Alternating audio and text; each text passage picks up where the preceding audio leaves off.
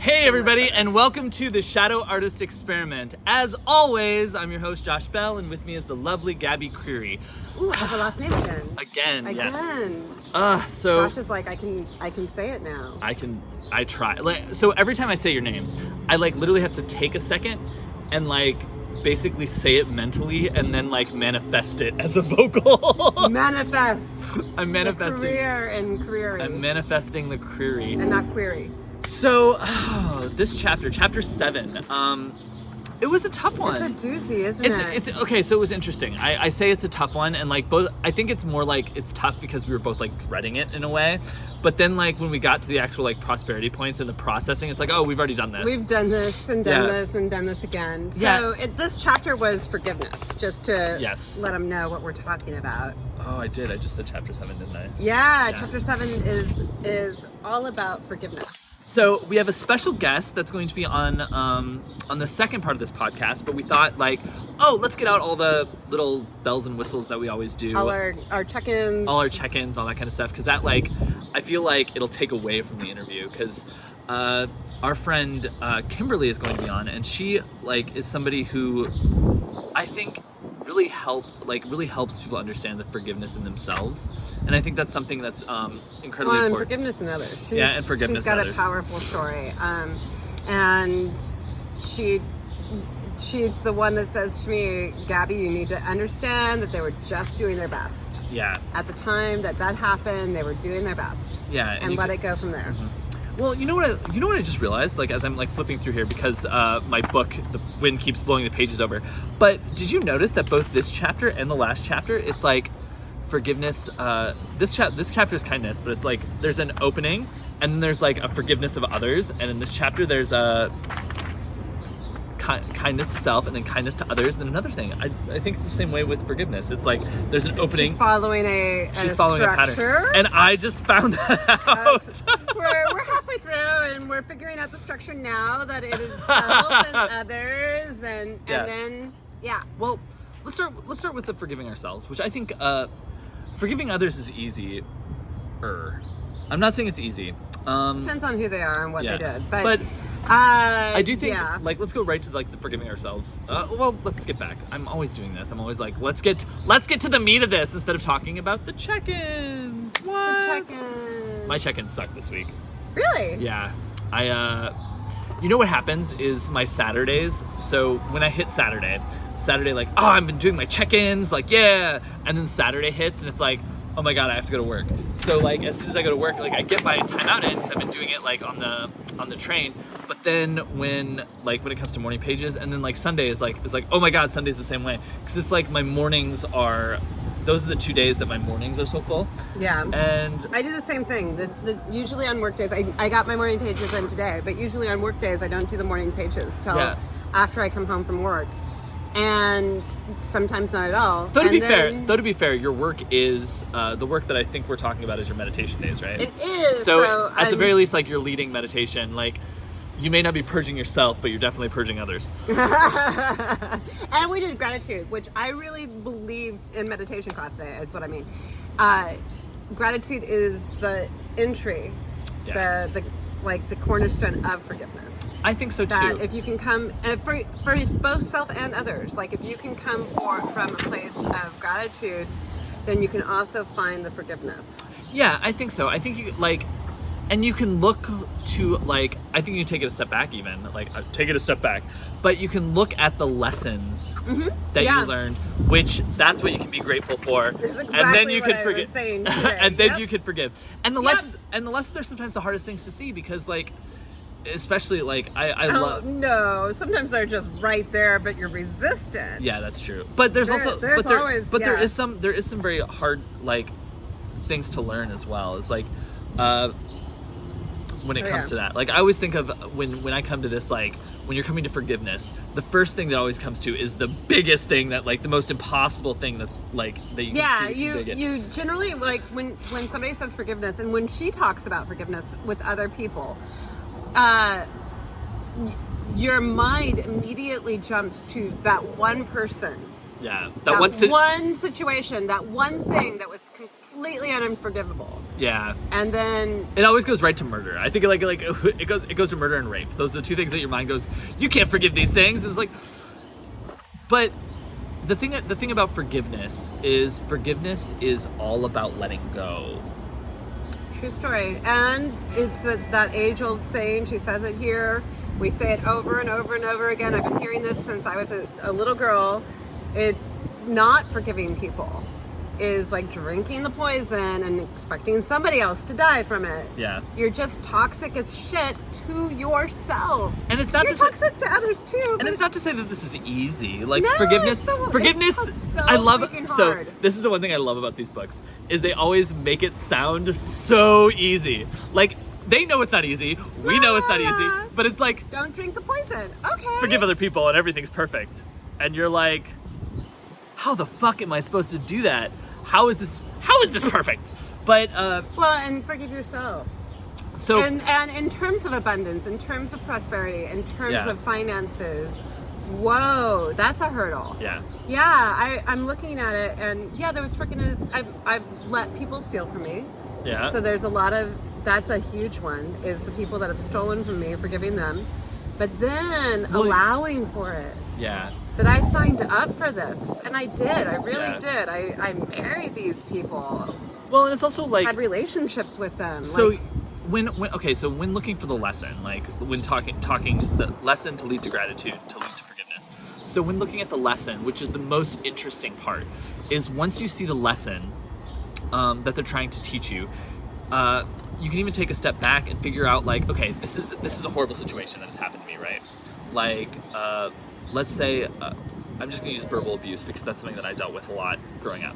So when you're dealing with verbal abuse, be it from your coworkers, your fellow students, if that was the case, or your family, start by looking in the, like, let's say it happened in the past and you're looking at it now. Look at the times that you have been verbally abusive. Mm-hmm. That's the first step. Like I always talk about this as being like the first step for compassion towards that. Yes. Because even if it was just saying like a gossipy kind of thing, like that kind of gossip is the same kind of thing that hurts you. It's the same kind of like thing that it's that putting that poison out there in the world. And we all have, and that's one of the things, especially in terms, we're in another book, The Body Keeps the Score. I knew this book was going to come up today. I'm pretty sure. How can it not? How can it not? Because and Body Keeps the Score is all about how your body internalizes trauma, how your mind, body, spirit, everything. Well, yeah, and this is exactly what you said already. This is trauma. This is, and it's the other book that we just finished, Tonglen. I found Tonglen so much harder in terms of forgiveness than what she asked us to do. Julia asked us to list a list of 10 people in our lives that pissed us off, or we had resentment towards, anger, frustration, whatever, resistment, hostility, any of those biggies, and to just list those people up.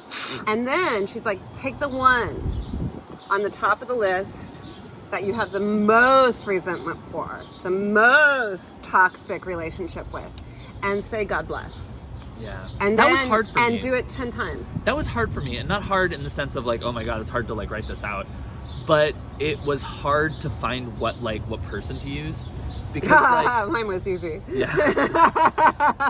but for me, it was.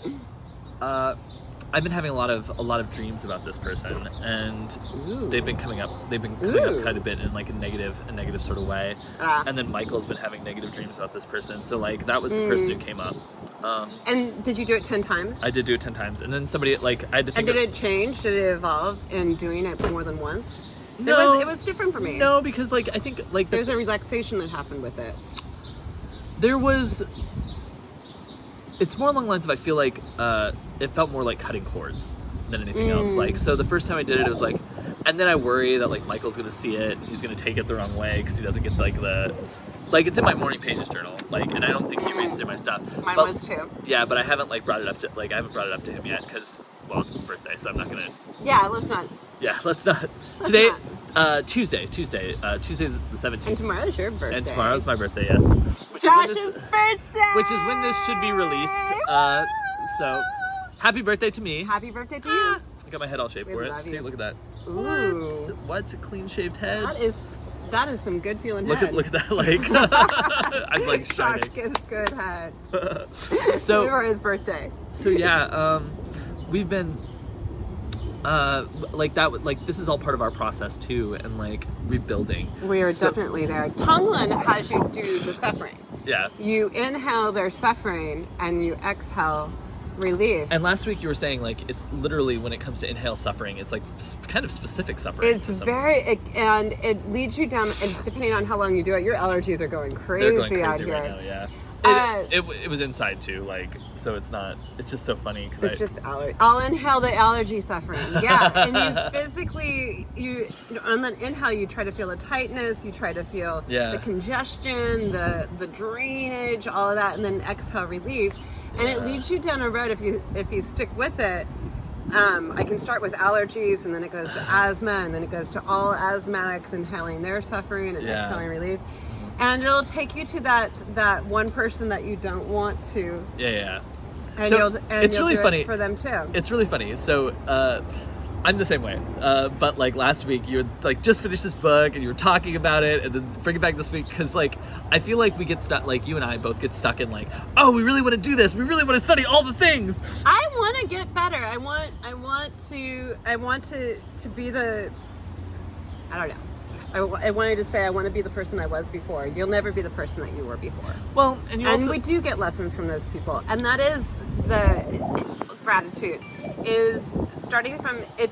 Anything you gotta the people that you resent the most, that cause the most frustration and anger in your life, are the ones that ultimately give you the greatest life lessons. Yeah. And so gratitude, and then extending forgiveness, because and also look about like. Your past suffering, I think. Like that's a really good one for forgiveness. Yeah. Because when you look at the patterns and you begin to see your own patterns, can you forgive yourself for those patterns? That you're doing this over and over and I don't know, over Gabby, again. can you? Can you forgive yourself from those patterns? I don't know. Like your dating history? Well, I'm not dating right now, so obviously not quite there yet. Maybe. Yeah. Well, and there's hope. Let's stay with. Well, and I get it. Like, hope. like even as like we're going through this, and like I'm being very aware of my spending. Like even when I'm fucking up my counting, it's like I'm still very aware of my spending. Like when I put my card down for something or I tap my phone, it's like it's in my head. Like I know this has created a sensitivity. Yeah, which is good. A level of sensitivity in you. I don't know. I'm still on the fence about. I'm overly sensitive. Yeah. I think that maybe there's an approach. Like you look at your different spending history, like your types, and I think that there might be a different approach for the misers of the world. So here's my thing is that I was thinking about this. I was thinking about like what could really work for me is instead of counting for money works for me, like because it I can see it's really making an impact for you. But what else might be really good for me is like because I'm on a health and wellness kick, I should be counting calories, not necessarily in the sense of like counting calorie by calorie, but like count like it's a jotting great down analogy. So what I'm eating, like. Okay, so I'm writing down cookie. I had a cookie. Okay, I'm writing down my coffee. So, like, that makes sense. Not counting the calories. It's because you need So it's really funny that you bring up this, because that was exactly the reason why I don't like it. I have a history of anorexia and bulimia. Yeah. Mm-hmm. And if I start counting calories, I get obsessive about it. Ooh, Gabby obsessive.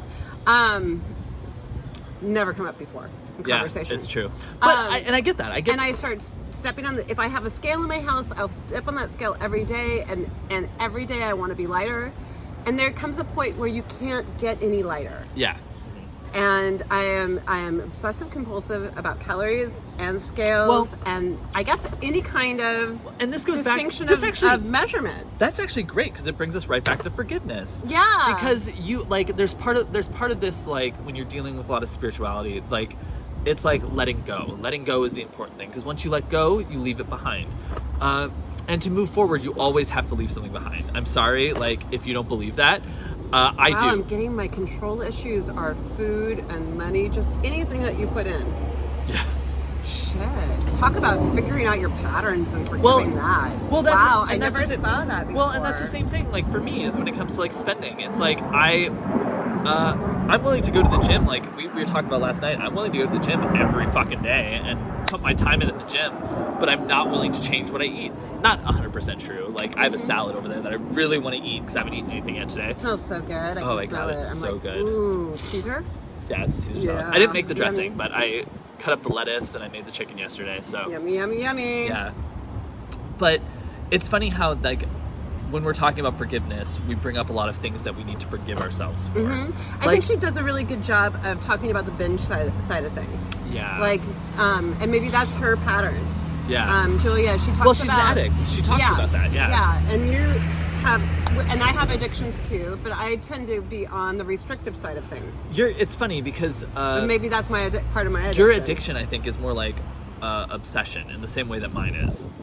Except different. Like, I'm on the, like, I want what I want, and you're like, I want it, I won't have it, I won't have it, I won't have it, I won't have it. Like, you don't give yourself enough, and I give myself too much. Exactly. Yeah. Yeah, and that's what she was describing. She's like, you get up in the middle of the night and you're lonely, and so you try to self-medicate that loneliness by going on a spending spree, which has become so easy with our phones, right? And I agree. Amazon and all of that. It's also I've never done that. It's also I've never gone on a spending spree. You're ever. also, you need to though. You need, well, what you need to do, I feel like, is you need to open like a savings account. Savings account. Well, a savings account specifically to put like $10 here, $5 here, $10. Like every time you get something, put a little bit in there and then pick a date where you get to go spend it all. Do you know what I mean? No. Like, no, I think that would be great for you. That would be great for you. Trust me, she's... No, here's the thing, okay. Well, maybe you spend it on all like getting a mani-pedi or my hair done or something like that, but I don't need shit. I've done that. Well, you need to get rid of shit, is what you need to do. I need to get rid of shit. I need to purge shit. I've lived that lifestyle. It was somebody else's money. I never spent my own. It was somebody else's money. I've lived that lifestyle. I've had, access to whatever I wanted and brought home tons of shit, from that. And it didn't do anything for me. Well, I think it's because you know what it is though, is because I don't think you don't honor and respect it in the same way. Because as much because you've had so much taken away from you, because you were told that it was yours and then it wasn't, that you don't have the same kind of respect for the things you have. Like, yeah, they're literally strewn across my apartment and I'm walking on them right now. I'm such a mess. But it's also like thinking about the miserly aspect of it. It's you don't want to spend because you don't know when you're going to have again. Yeah. Having the rug taken out from under you in that way of having access and then somebody just saying, fuck you, no. And stealing your shit to boot. Yeah. It goes back to that like root chakra and that sense of like that sense of security. Yeah. Getting safe in your own body, which is what we're going to talk about a lot with Kimberly today. Yeah. Safety, security, trust. And learning to forgiveness is also foundation for trust so it's can you trust yourself again? Yeah. Can you trust yourself with money? Can you trust yourself financially? That's what I'm not doing. There's no trust there. Yeah. Well, because you also remember, like, the miserly aspect is because I feel like in the past, you've never felt like you've had money. It was always somebody else's. Because it was always somebody else's. Yeah. And now, even though you're making pretty good money, especially over the summer. I can attest to that because I've seen the kinds of things that are coming in.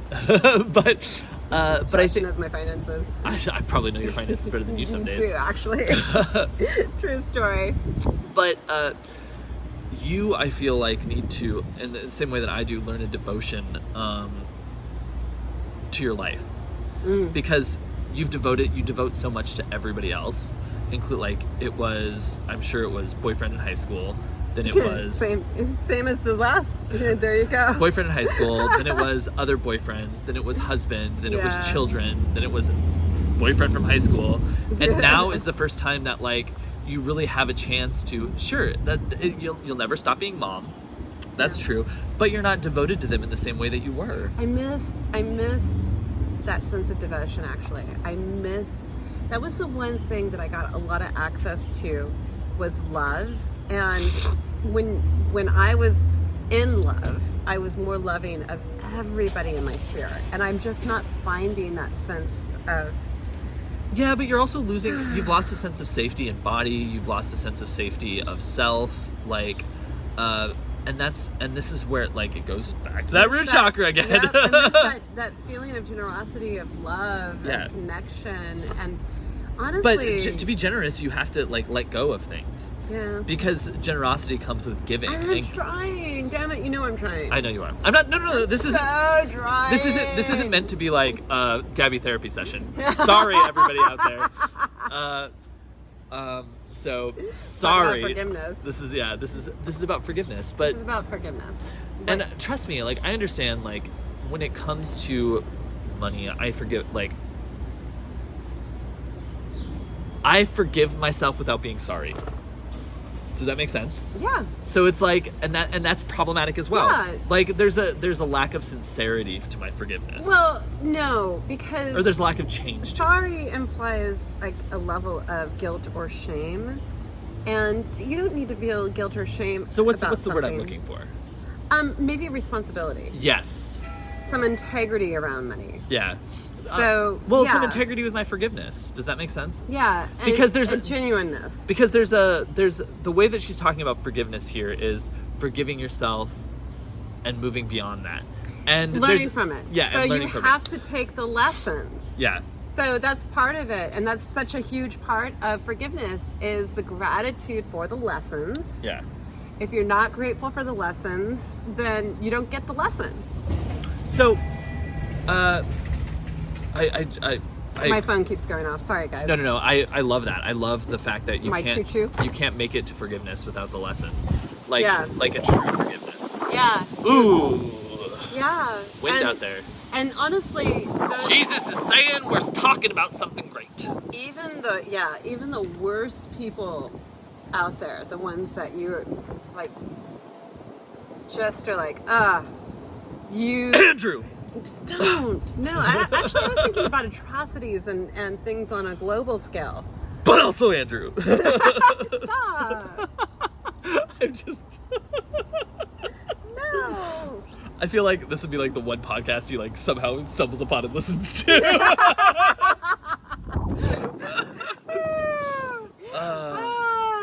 No, I did that. 2244. Look at that. I also have to work on the forgiveness of myself for the obsessiveness of all of that, and understand that that's what I got out of Body Keeps the Score. Yeah. Is that I've been repeating this pattern of obsessing over people without realizing it my entire life. It's just it's little me waiting for people to know that I'm having an asthma attack to give me the attention that...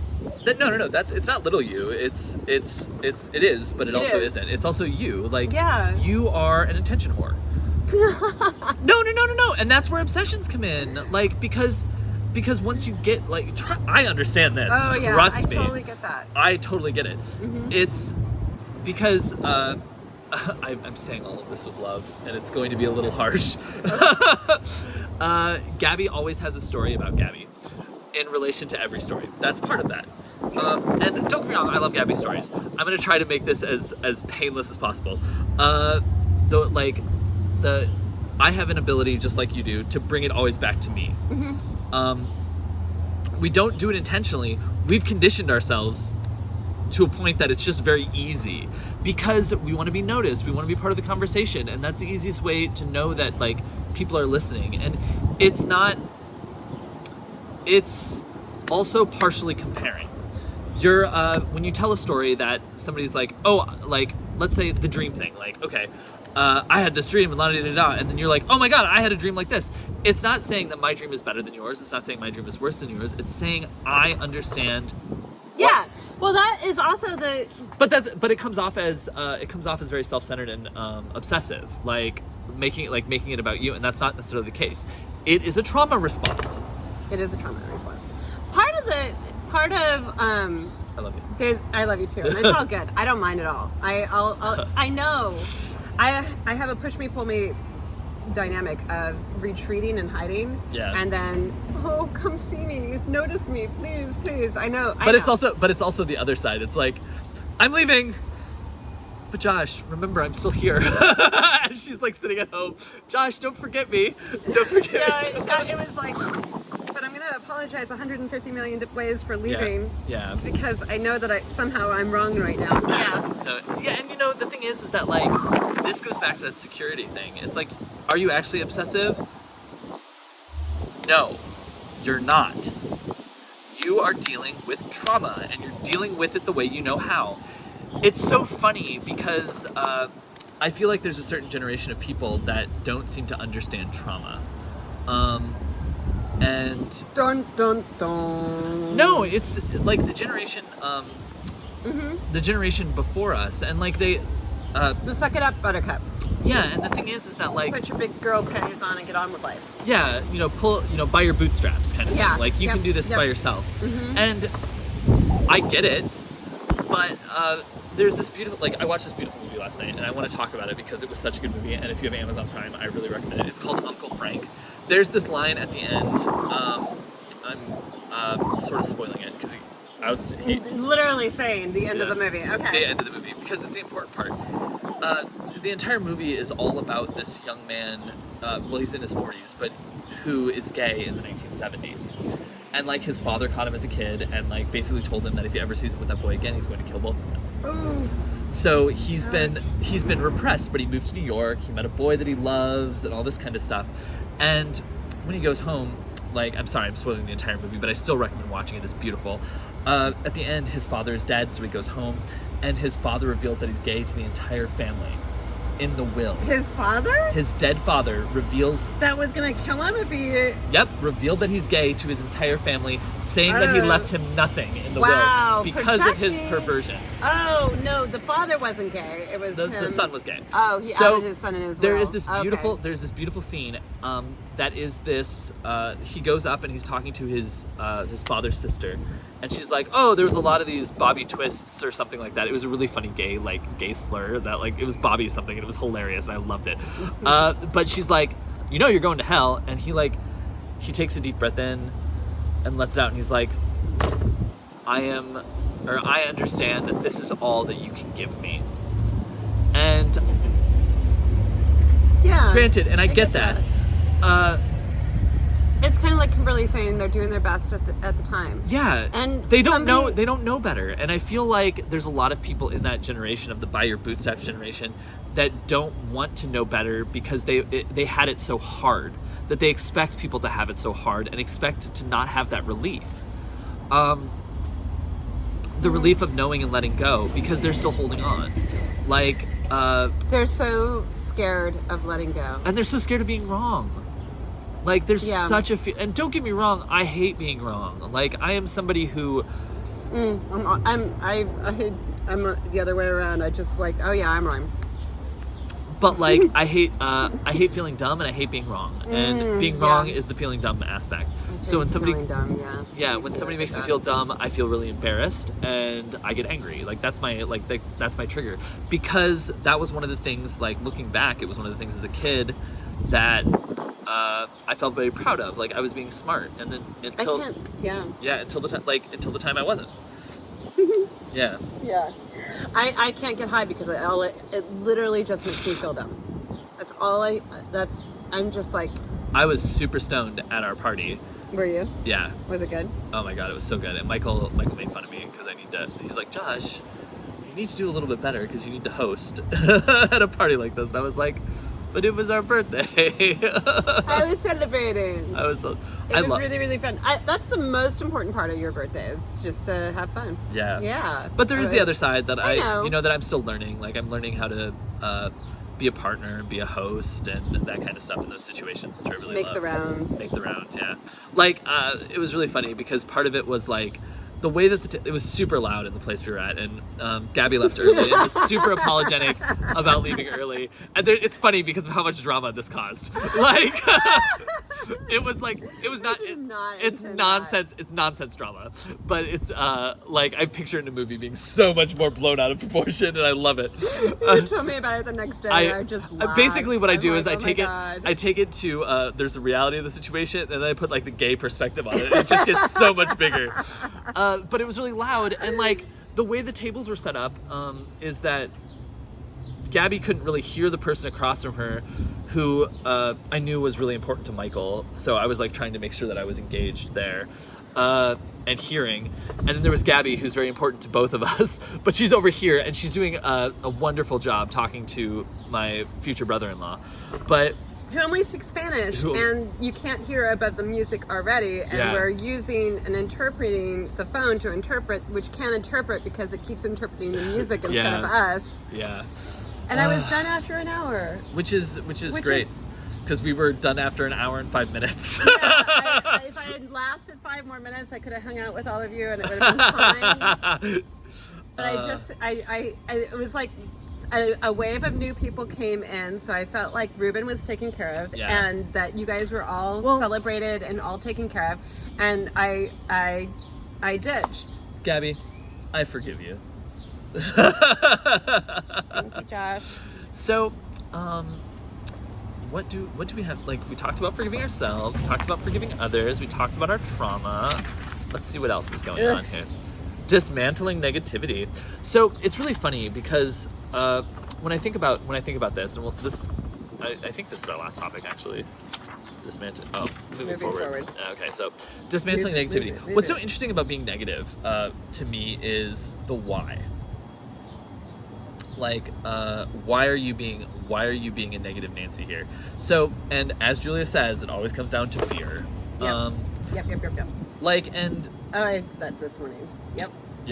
Yeah. So it's like looking at like why are you not doing this, or why are you being super negative? It's like there's like a fear of success sometimes. Like when people are like, well, you can't do that.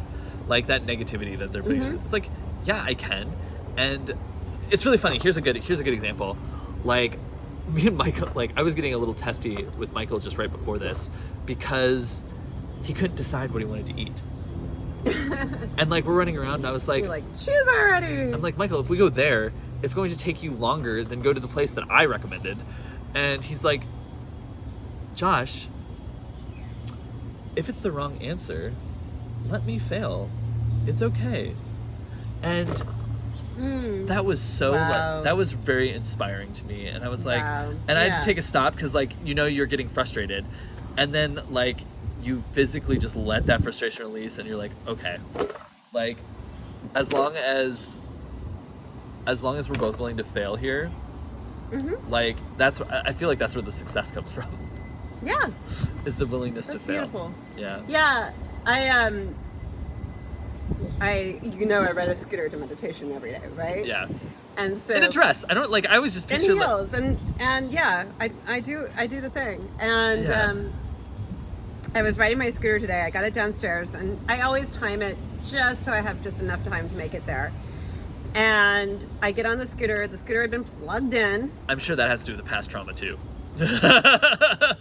Hey, just on time. And it's not charged. And I'm moving down the street and it's going at a snail's pace, and I'm like, and I'm at this point where I can't call an Uber, and I have the scooter and it's up the hill, and I'm pissed off because I realized that my daughter must have unplugged it somehow. And I'm like, and then it just keeps building, and it's the anxiety of being late. I don't want to let down the seniors. And yet on the same time you feed on it because you don't give yourself more time. Yep, absolutely. Oh my true. God, it's Gabby, not her we fault. have this. So I'm going up the hill, and it's mounting and it's building. I get 2/3 of the way there, and I'm like, okay, you're almost there. And then I'm like, and I start thinking that it's the gratitude day, and I'm like grateful I'm almost there, and I can feel this whoosh. And then her scooter blasted her forward. It was like out of a movie. It was like, yeah. No, it was. Then I did the mantra of I think I can, the little engine Oh, that could, the that's whole so way cute. there. I let go of all of that. I was grateful for my daughter. I was grateful for the scooter. I was grateful for the lovely spring weather that we were having. And it was just a moment in time. So that's let it go. Yeah. And forgave her and myself for running behind.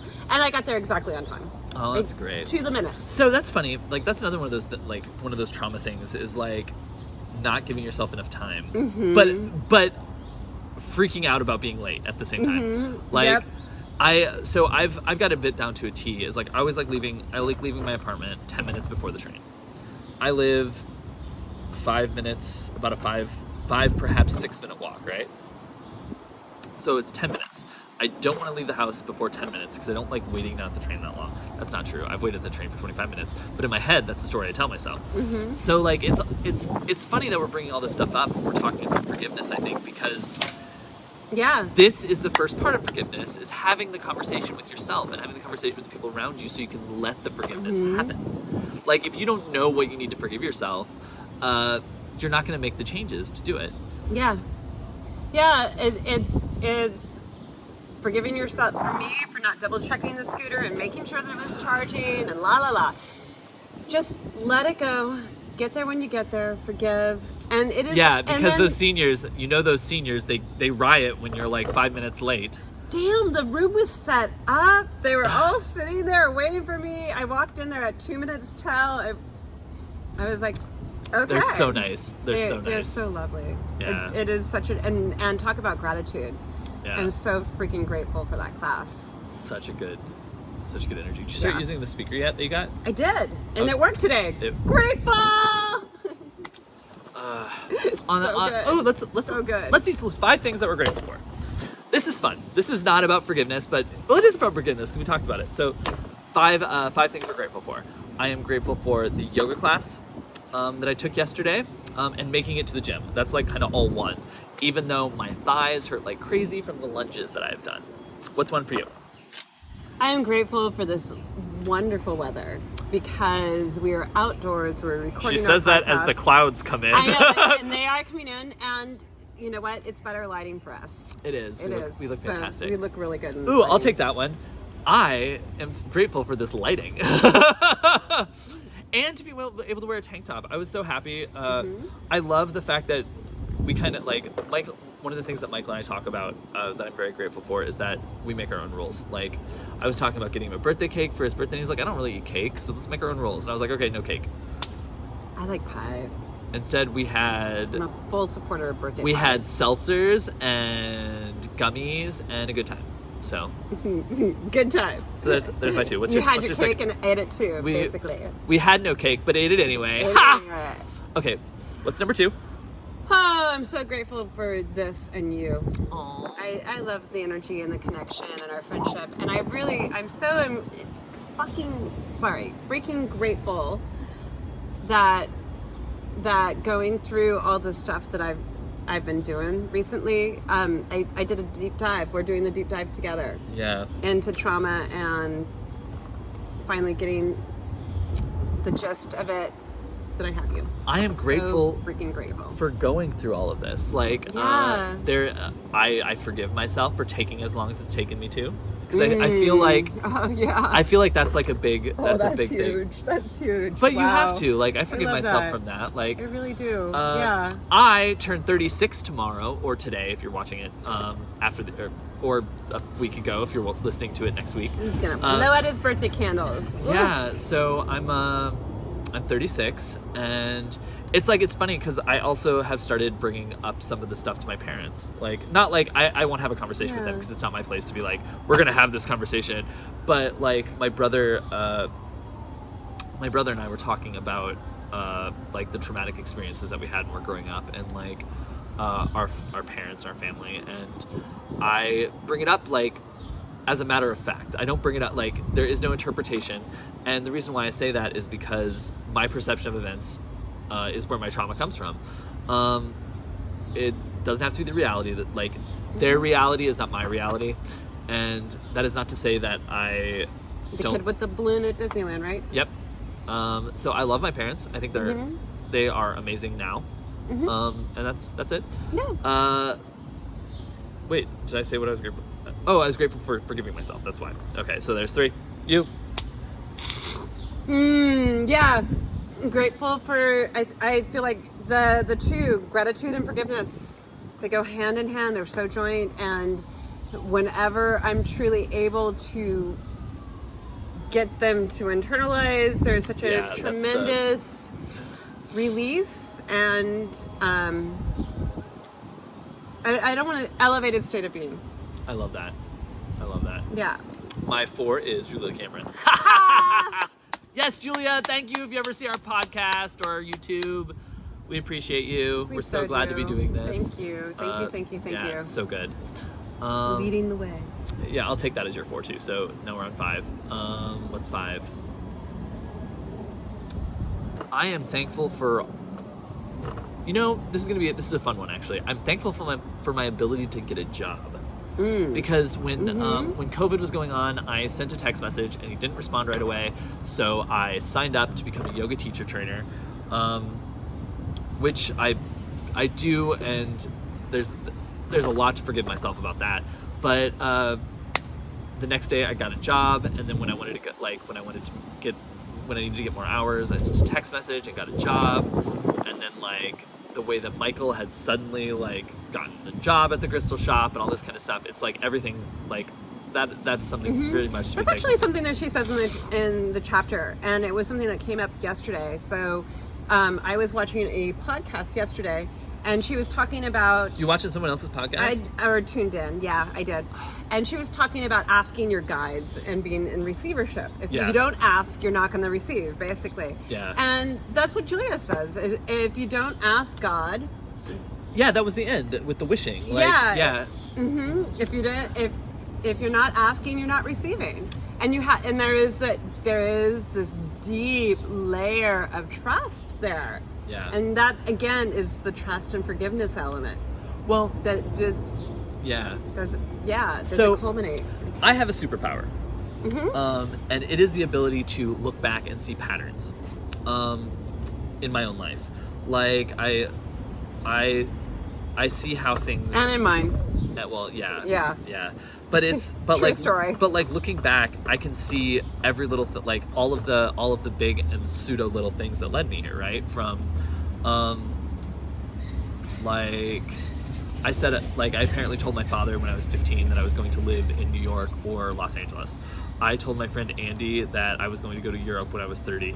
And all of these little things So you're a manifester. That's not seeing patterns, dude. That's just manifesting your desires. But it's also looking back and seeing when I say that you can. So when it comes to the job thing, that's really what I commit to. Yeah. Yeah, I get that about Michael too. But that's all we do.